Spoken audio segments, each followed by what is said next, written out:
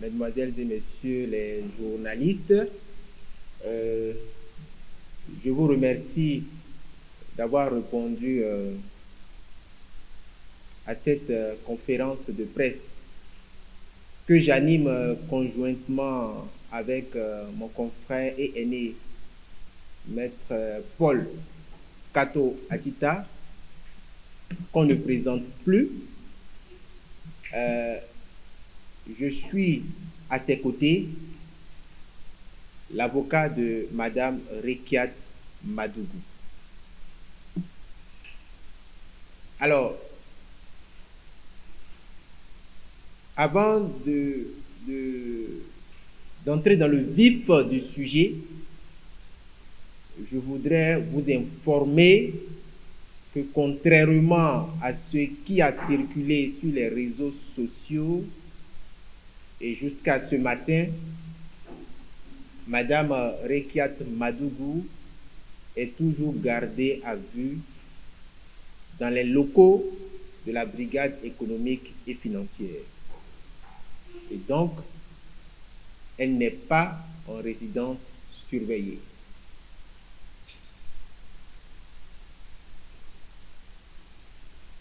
Dans les heures ou dans les minutes qui vont suivre, Madame Rekiat Madougou sera présentée au procureur spécial de la Cour de répression des infractions économiques et du terrorisme.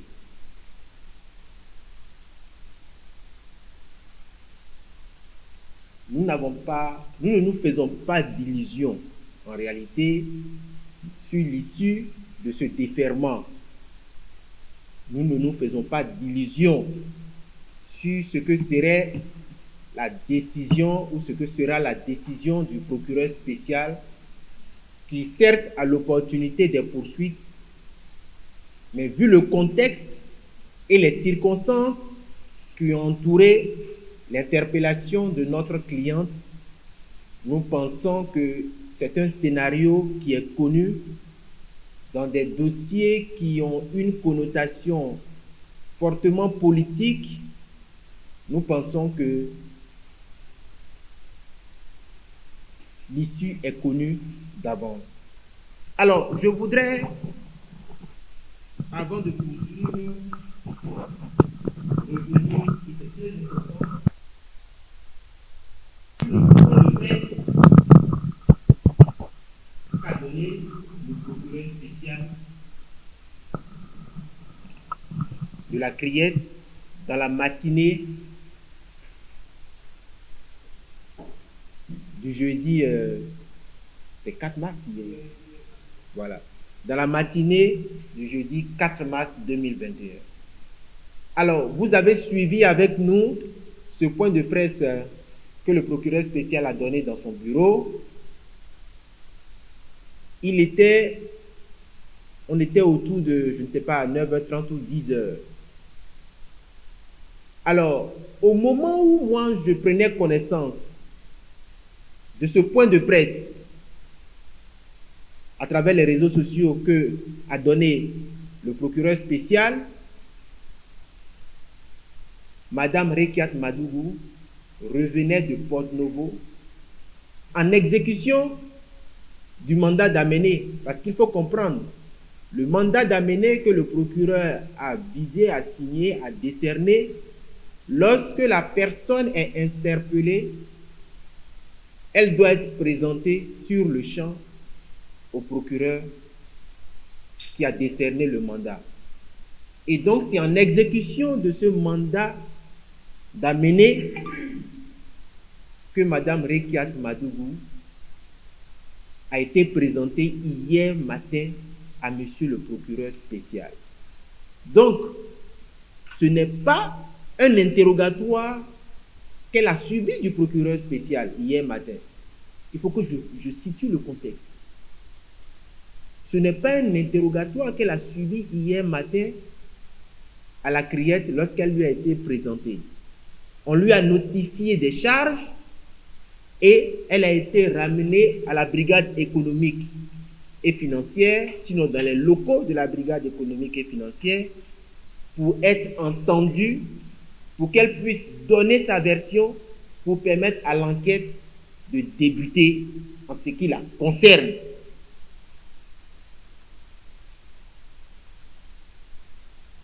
Donc, autour de 10 heures ou 11 heures, lorsque Mme Rekiat Madougou revient à la brigade économique et financière, et je la reçois, parce que des confrères étaient déjà avec elle à Porto-Novo, je n'ai pas pu les rattraper, je suis venu l'attendre à la brigade économique et financière. Je la reçois, elle me rend compte de l'entretien qu'elle a eu avec le procureur. Ce n'est même pas un entretien, des informations ou de la notification de charge qu'elle a reçue. Pendant que les officiers de police judiciaire de la BEF sont en train de s'apprêter pour commencer son interrogatoire sur ce qu'elle sait des accusations d'association de malfaiteurs et de terrorisme,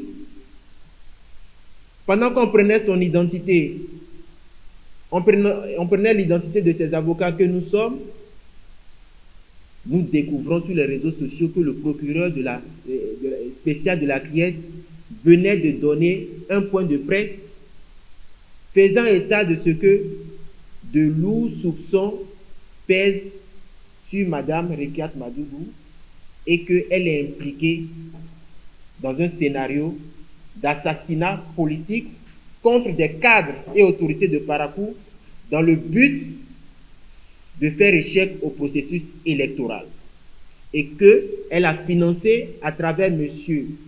Saka Georges un certain colonel à la retraite Touré pour commettre des assassinats politiques.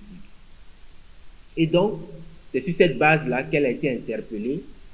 Et à la fin, le procureur spécial vise des dispositions pénales relatives au terrorisme.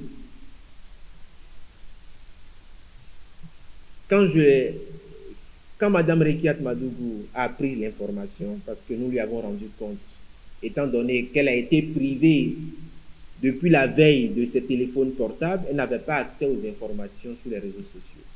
Donc, quand nous l'avons informée, elle a souri. Elle a dit, maître, je suis préparé à ça.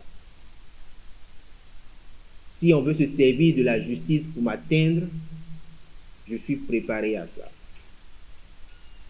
Mais ce que je regrette fortement, lorsqu'on est un professionnel du parquet, lorsqu'on a été juge d'instruction avant de devenir procureur d'une juridiction ordinaire, lorsque, durant toute sa carrière de magistrat, juge d'instruction, procureur de la République et ensuite procureur spécial, je pense qu'on a suffisamment d'expérience pour savoir que l'enquête de police se mène avec loyauté.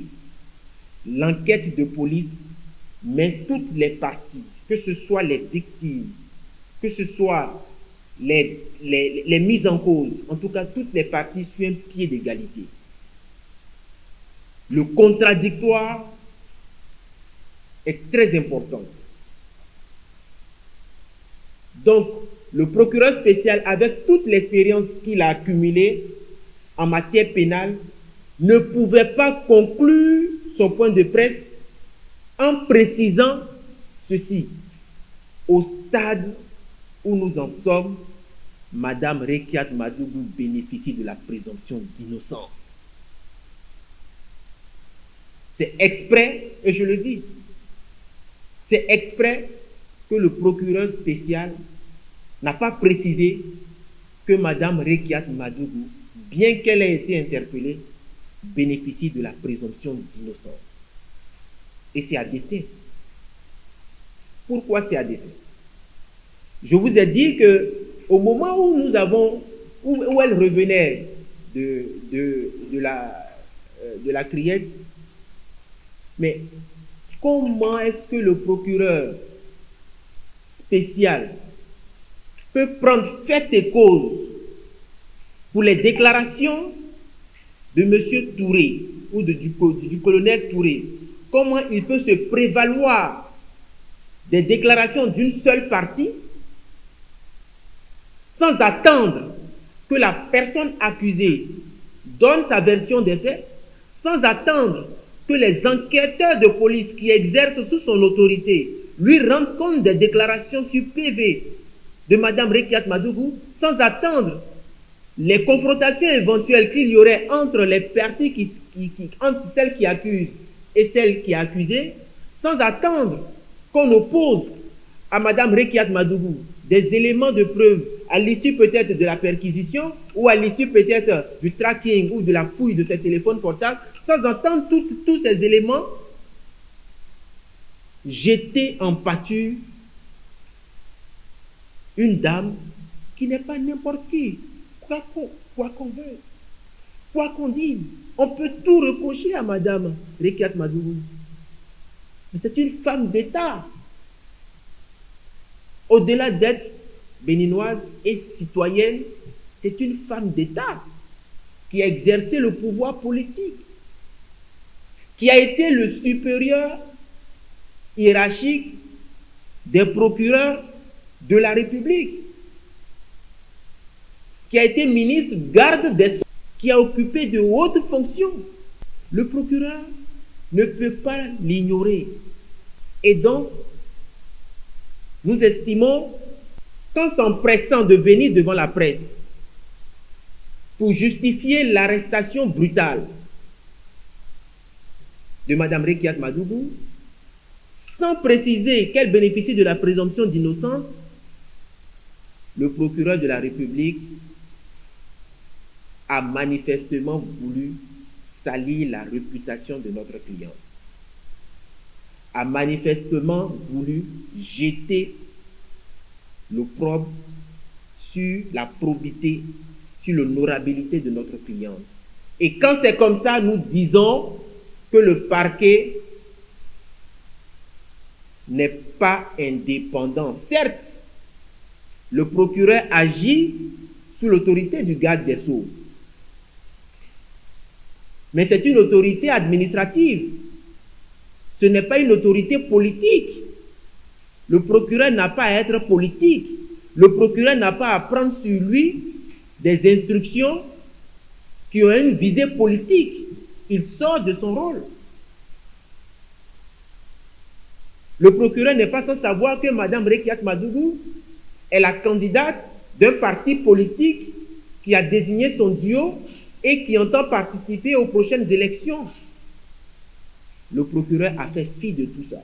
Mais à qui profite tout ceci? Si ce n'est à ceux qui relèvent, sinon à ceux dont il relève de l'autorité.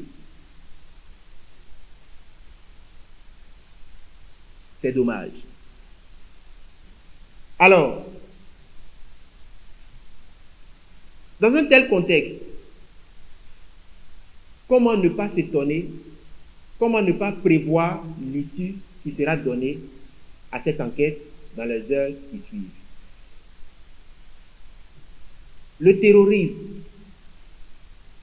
pour ceux qui peut-être le savent ou ne le savent pas,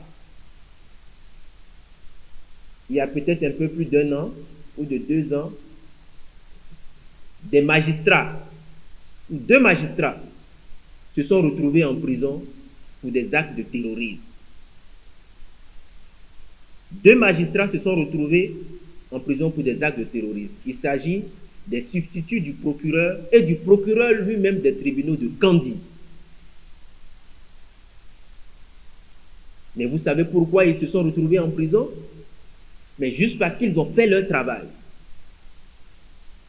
Parce qu'on leur a présenté une personne qui a été arrêtée dans un parc, suspectée par des policiers comme étant un terroriste, mais à l'issue de l'enquête, il s'est avéré que ces magistrats du parquet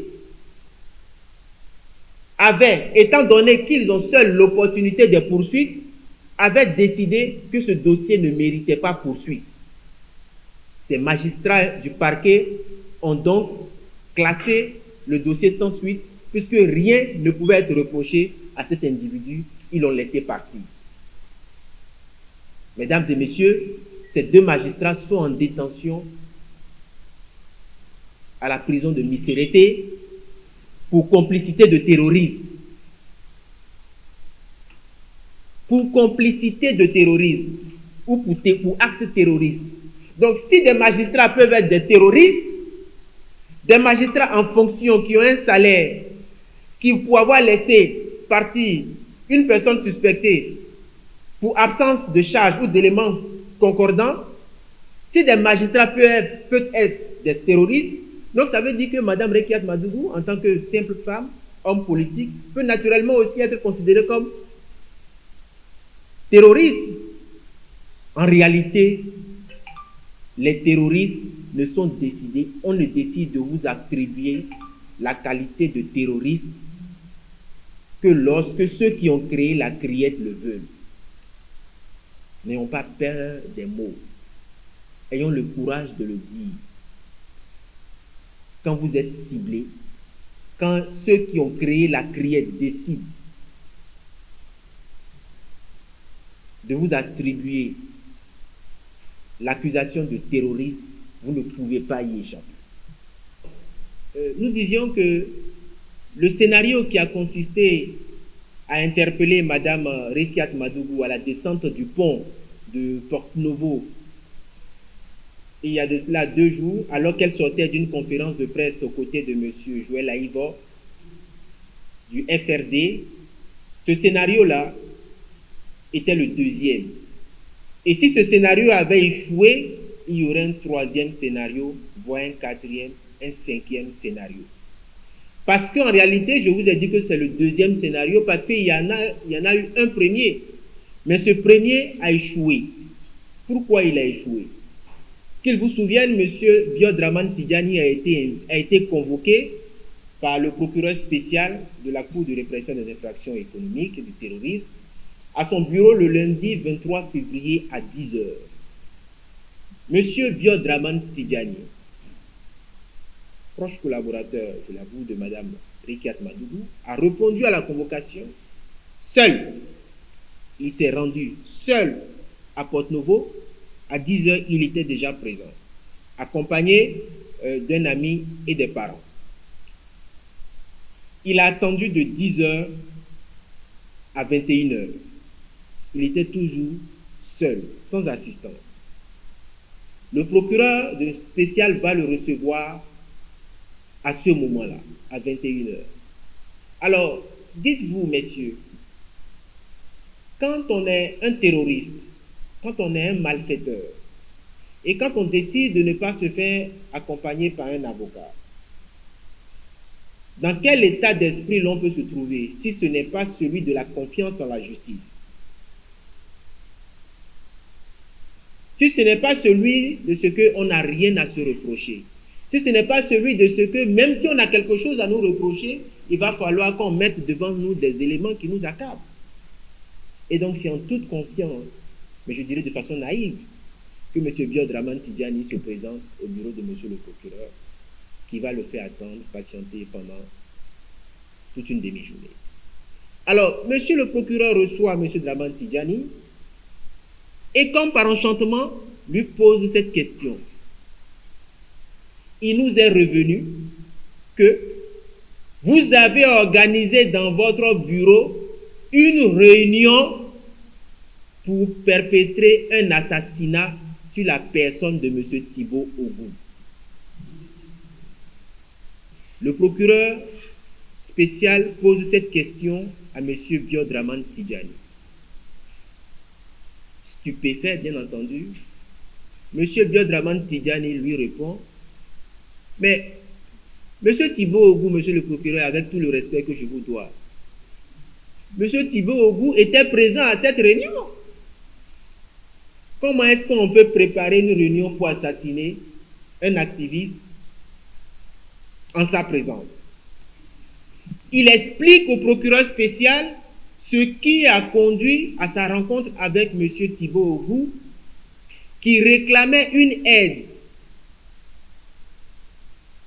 parce que ayant échappé à une tentative d'enlèvement 2 ou 3 jours avant et demandait à M. Tidjani de l'aider à faire une conférence de presse pour dénoncer cette tentative d'enlèvement.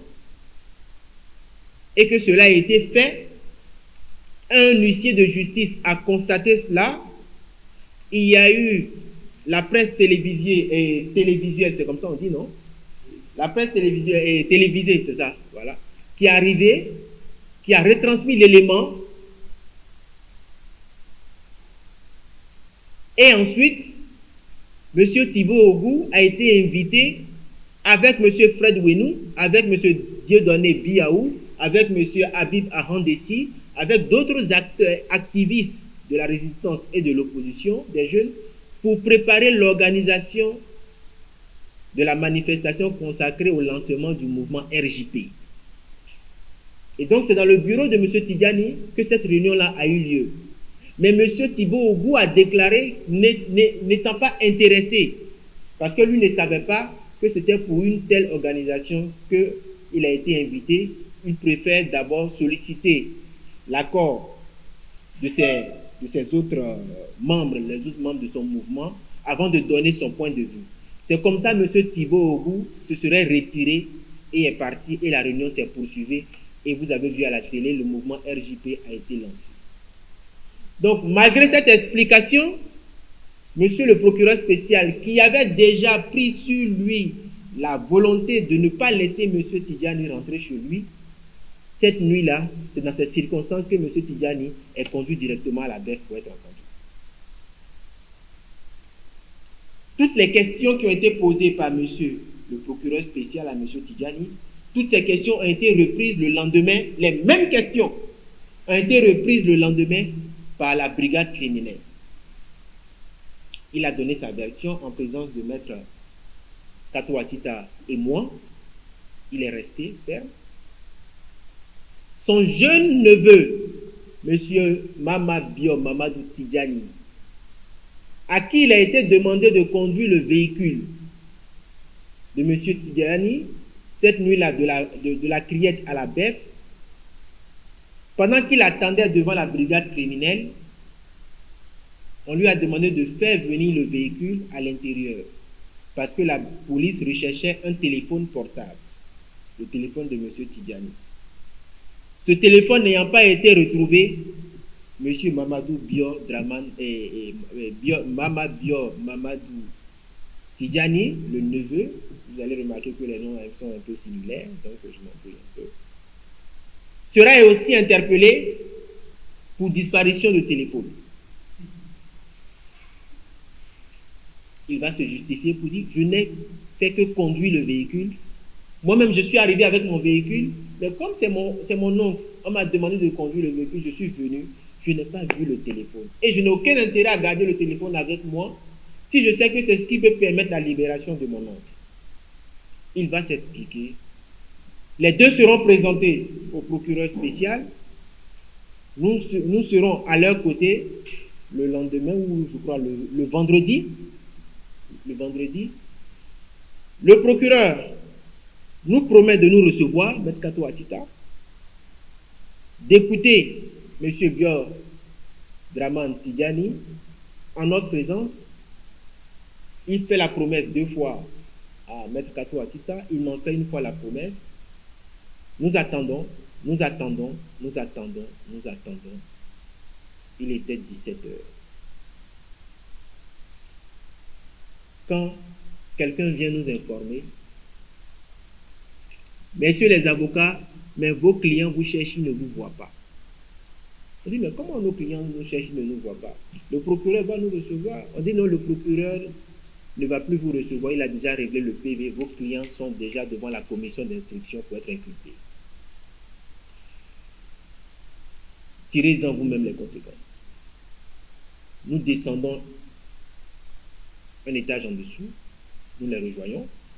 Ils sont inculpés plus maintenant pour des actes de vol ou de provocation à un attroupement public, parce que c'est ce qui leur était reproché devant la brigade criminelle. Ils seront poursuivis maintenant pour terrorisme et association de malfaiteurs.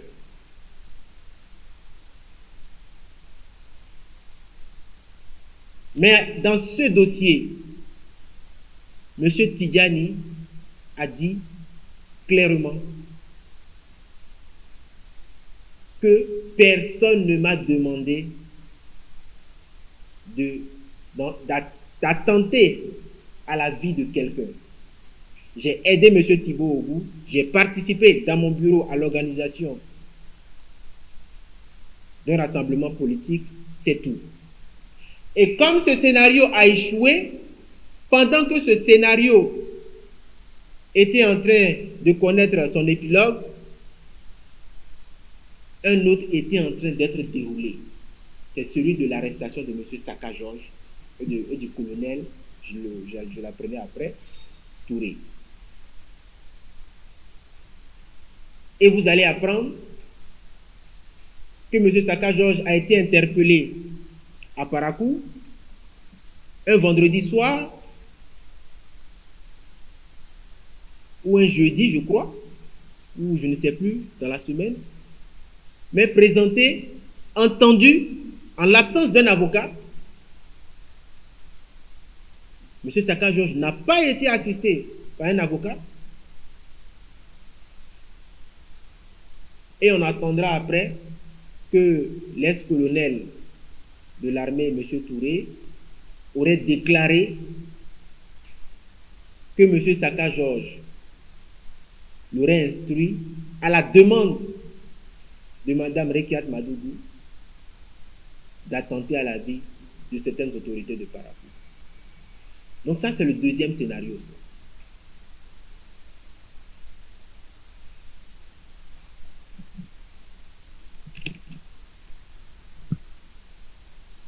À aucun moment, Mme Rekiat Madougou n'a eu un contact physique. À aucun moment, elle a eu un contact téléphonique. À aucun moment, elle a eu un contact visuel avec M. Touré. À aucun moment. Mieux,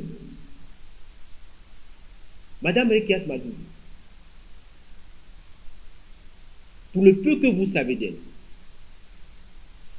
ancienne garde des Sceaux, et qui a une prédisposition juridique, au moins sur le fonctionnement de l'administration judiciaire. Vous avez écouté ces différentes déclarations quelques jours avant son arrestation.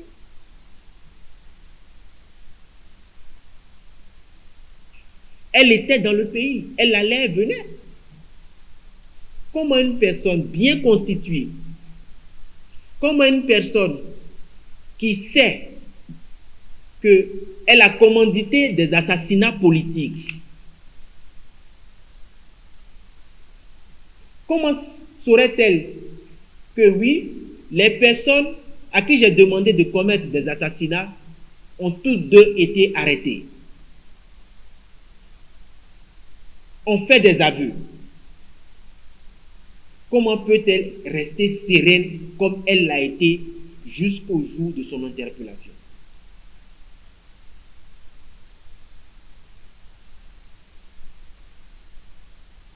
On lui a demandé de quitter le pays. Madame Rekiat, nous avons des informations persistantes qui font état de ce que vous serez interpellé dans les prochaines heures. Ce soir, demain, dans 2 jours, dans 3 jours, dans 4 jours. Elle dit, je suis venu pour porter la voix de mon parti. Et j'entends accomplir ma mission. Je n'ai rien à me reprocher. Comment vous pouvez comprendre qu'un terroriste, qu'un malfaiteur décide de rester alors qu'il sait pertinemment qu'il y a des éléments de preuve contre lui?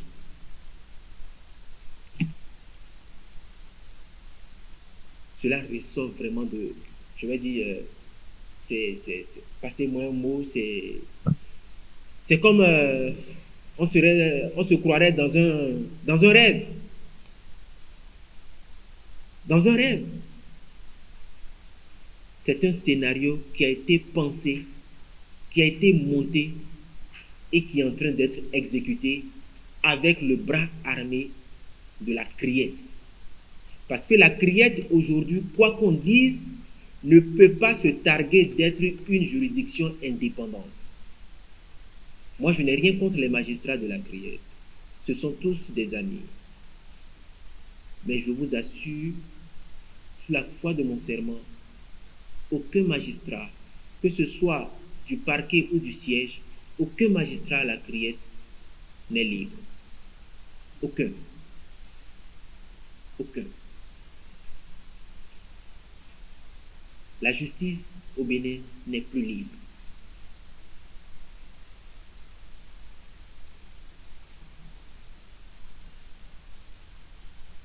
Vous allez remarquer que avant que le scénario ne soit déroulé, un leader politique du Nord, je vais nommer M. Rachidi Gbadamassi, a fait une déclaration très grave en disant que Mme Rekiat Madougou lui aurait proposé suffisamment d'argent qui peut laisser croire que c'est une vaste opération de déstabilisation qui se met en place contre le Bénin.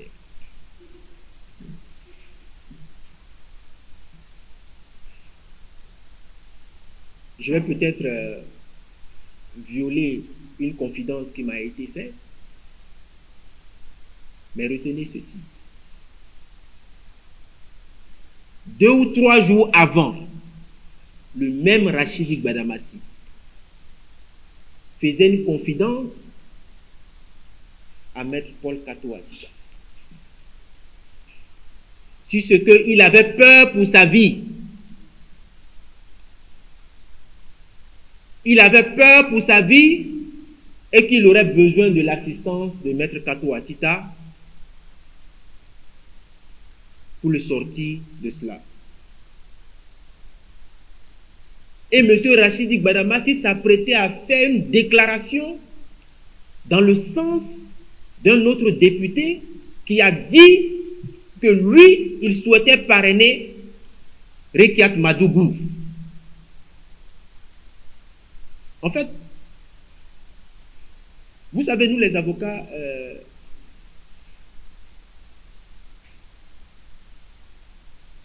nous ne nous empressons pas de faire des déclarations, même quand nous avons certaines informations. Parce qu'il faut apprécier les circonstances, il faut apprécier la situation. Nous ne sommes pas des hommes des médias. Mais lorsque ce que nous avons comme information peut contribuer à laver l'honneur, peut participer à prouver l'innocence de notre client, nous avons le devoir professionnel de le révéler. Et c'est pourquoi je le dis, M. Rachidi Gbadamassi n'a pas été sincère en accusant Mme Rekiat Madougou comme il l'a fait. Je vais peut-être finir là-dessus pour aborder la question des actes terroristes. Est-ce qu'au jour d'aujourd'hui, une transaction financière suffit-elle pour être qualifiée d'acte terroriste? Est-ce qu'une remise de fonds, c'est-à-dire je vous fais un mobile money de 100 000, de 500 000, de 300 000, suffit pour dire que c'est une action, c'est un acte terroriste? Je pense que pour le procureur spécial, c'est oui. Donc, vous qui envoyez les mobile money à tort et à travers, là, ou sinon nous qui envoyons les mobile money à tort et à travers, sachez que c'est désormais qualifié d'acte terroriste. Sachez que si on veut vous poursuivre d'acte terroriste, avec l'aide des organes GSM, MTN, MOVE, on peut facilement vous coller le qualificatif de terroriste si on le décide. C'est-à-dire quand c'est proclamé, quand c'est voulu, vous êtes terroriste pour avoir donné de l'argent à quelqu'un. Même si il n'y a pas de tir, même s'il n'y a pas de blessés, même s'il n'y a pas, l'acte n'est pas arrivé à son terme, même s'il n'y a pas de commencement d'exécution. Je parle de commencement d'exécution après, et exprès plutôt, parce que en matière pénale ou en matière de procédure pénale, dans la qualification d'une infraction, il faut savoir à quel moment une infraction devient répréhensible. Ou bien des faits, plutôt je ne dirais pas infraction, des faits tombent sous le coup de la répression pénale. On distingue la formation dans l'esprit, les actes préparatoires, le commencement d'exécution et l'exécution même de l'infraction. La question est de savoir où situer une éventuelle remise de fonds lorsque on veut commettre une infraction. Est-ce que la remise de fonds est un commencement d'exécution? Est-ce que la remise de fonds, c'est l'exécution même? Est-ce que la remise de fonds est un acte préparatoire? Les juristes savent très bien de quoi je parle et les juristes ont la réponse. Une remise de fonds ne peut jamais être considérée comme un commencement d'exécution. Et dans ce pays, un juge d'instruction bien connu, alors qu'il y a eu remise de fonds, alors qu'il y a eu remise de produits nocifs, alors que ces produits nocifs ont été reçus pour être administrés à quelqu'un, le juge a dit que ces éléments-là sont des actes préparatoires et ne peuvent pas faire l'objet de poursuites et a conclu à un non-lieu. Suivez bien mon regard. Mais aujourd'hui, vous convenez avec moi que c'est autre temps, autre mœurs, autre réalité. Je voudrais, et je finirai là, dire que le rôle de l'avocat, ce n'est pas de compromettre la paix. Les hommes politiques, les gouvernants peuvent dire qu'ils vont compromettre la paix. Ça les regarde. Le rôle de l'avocat, c'est d'attirer l'attention de la société sur le fait que un citoyen, aussi puissant soit-il politiquement, financièrement, qui a tous les pouvoirs concentrés, ne peut pas décider du sort d'un autre citoyen aussi faible. Et c'est la justice qui doit être le rempart contre les abus des pouvoirs politiques. Mais lorsque la justice n'est plus ce rempart, lorsque la justice brise le pacte de confiance que la Constitution a mis en place entre elle et les citoyens, mais vous comprenez avec moi que tous les ingrédients sont réunis pour que la paix soit effectivement compromise. Et c'est la justice aujourd'hui qui est en train de compromettre la paix parce que elle se fait le bras armé du pouvoir politique au Bénin et principalement la Criette. Nous avons vécu plusieurs scénarios, Maître Kato Atita et moi. Il y a eu des morts. Il y a eu des morts en 2019. Ce n'était qu'une élection législative. Quel va être son devenir, nous ne savons pas. Elle pourra passer des années de prison, nous ne savons pas. Elle pourra être libérée, nous ne savons pas. Mais c'est le temps qui va permettre à chacun de savoir. Alors, à partir de ce moment, donc,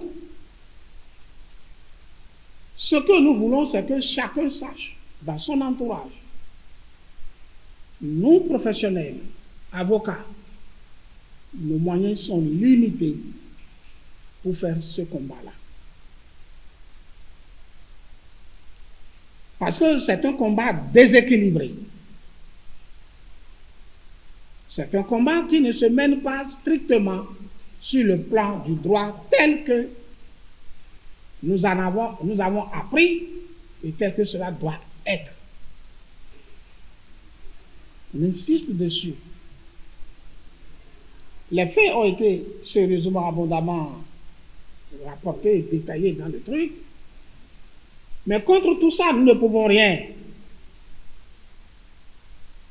Nous ne pouvons rien.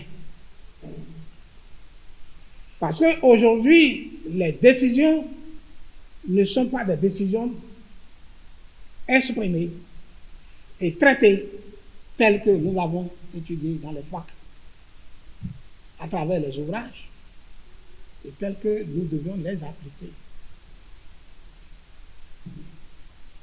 J'ai failli faire AVC il y a 8 jours quand on disait devant moi que Biot et son neveu étaient poursuivis pour association de malfaiteurs et terrorisme.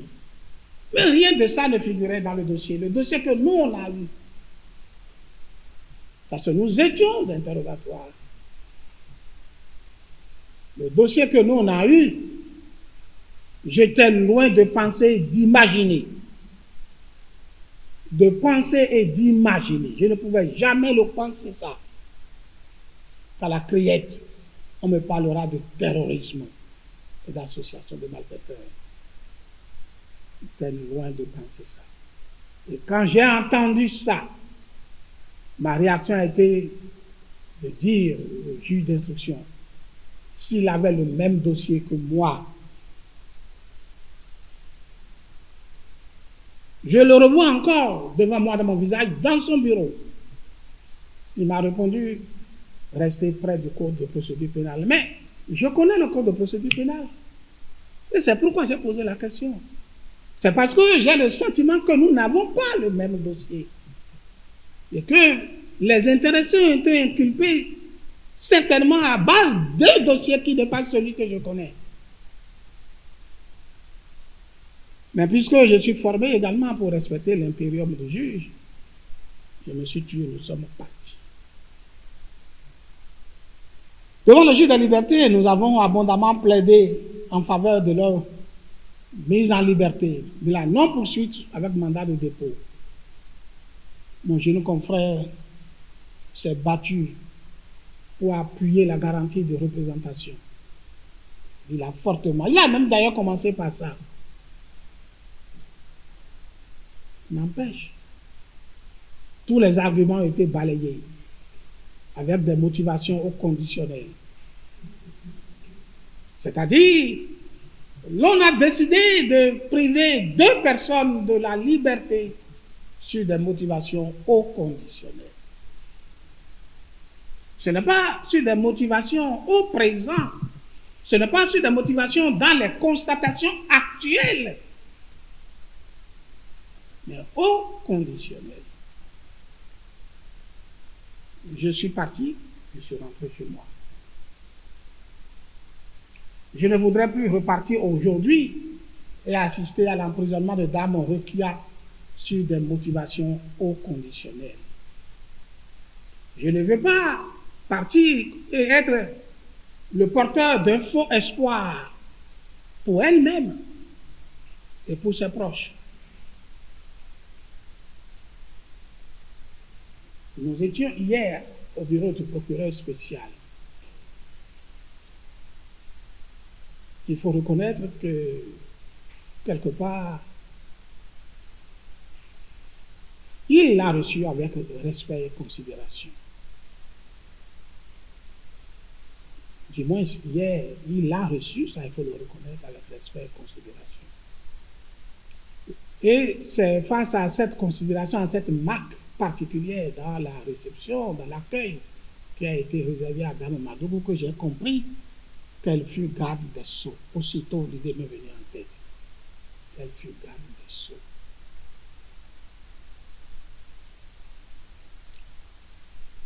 Le procureur nous a notifié les charges. Il lui a notifié les charges.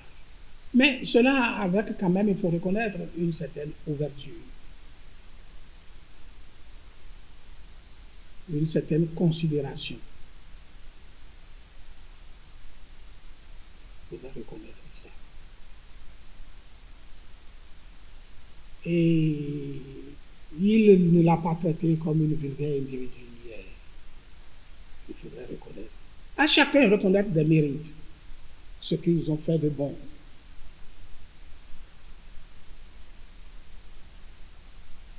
Nous nous sommes retrouvés à la police. Il faut aussi reconnaître que tout le temps, la police, ah oui, elle a été également traitée jusque-là. Sauf aujourd'hui, je ne suis pas allé. Jusque-là, avec les égards dus à son rang. Nous avons remercié le commissaire de police qui dirigeait l'enquête pour ça. Au procureur spécial, de loin où je me trouve, je voudrais d'ici également lui dire, je ne sais pas si elle l'a déjà reçu, si elle l'a reçu. En le recevant aujourd'hui, il la recevra également avec les mêmes égards. Et de ne pas requérir dans le conditionnel aujourd'hui. De requérir dans le présent.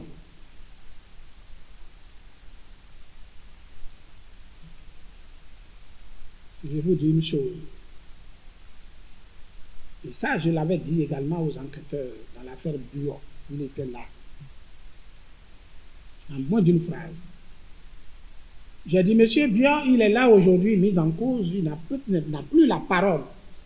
Il est devenu un homme sans pouvoir, sans rien. Mais nous ne devons pas oublier que c'est dans un contexte politique qu'il est là. Et que dans une seconde, il peut devenir le chef.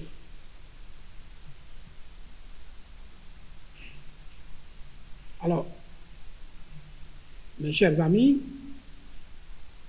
ce qui nous arrive, malheureusement, des gens comme moi, on l'a suffisamment dénoncé, on a anticipé, on a averti, nous n'avons pas été suivis. Madougou, hier, le disait encore avec force, malgré qu'elle ne soit plus détentrice de toute sa liberté. Elle dit, je ne demande qu'une seule chose, c'est qu'on ouvre les élections. Malgré qu'elle soit privée de ce mouvement de va-et-vient, assise devant les enquêteurs, elle ne cessait que de le répéter. Ce que je demande, et si c'est pour ça qu'on m'a fait asseoir ici, ça ne me dérange pas. Ce que je demande, c'est qu'on ouvre les élections et que nous prenons tous part aux élections. Je veux aller aux élections. Si c'est pour ça qu'on m'a mis ici, je suis prête. C'est porteur de sens. Et je sais qu'aujourd'hui, elle le répétera encore au procureur spécial et à tous les juges qui vont le recevoir. Mais pendant ce temps, nous, on a choisi de ne pas y aller. Nous avons choisi de ne pas l'accompagner. Là où nous n'avons pas la voix, là où notre voix ne sera pas prise en compte. Là où peut-être tout est décidé avant que nous y soyons. Là où nous ne serons que des fulgurants. Nous ne voulons pas d'être fulgurants.